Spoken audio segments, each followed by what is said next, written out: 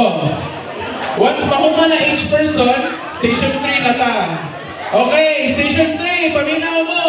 Importante kayo nagigailangan mag math. Natay mga dice diri, sir. In-grow nyo, for example, anigawas kahit 5 o 2, so 7.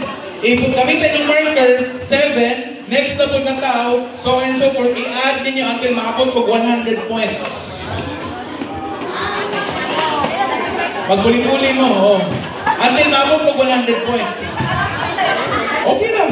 Basta, the moment maabot pag 100 points, proceed na mo sa station 4. Okay, station 4. Palihog kami, excuse me.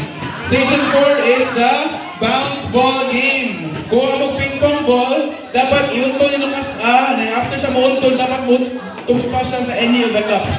5 mo kabuok, at sa tagsa mo, 1 ball, 1 cup. Once ma-accomplish na niyo, finally, let's go to Station 5. Pero kung ulit siya sa butilya, nawa ang lunch ko. Kamo, gamitin ninyo ang inyong mga tennis balls para inyo siya yana.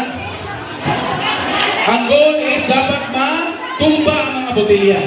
Once matumba na ito ng botilya, if kamay una, kamay daog sa entire game. Okay. So the instructions clear na, mga station players. Okay na ba the instructions? Okay na? Inviting everyone to also watch with us as we play this game. Okay? Silence please. Everybody hands up. Hands up. Put your hands at the back.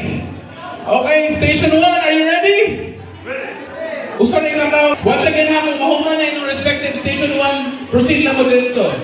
Let's play in 3, 2, 1, go!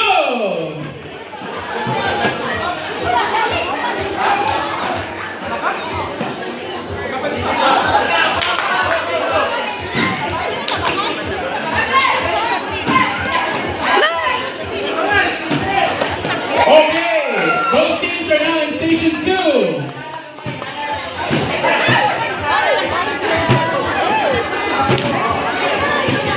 Technique naman.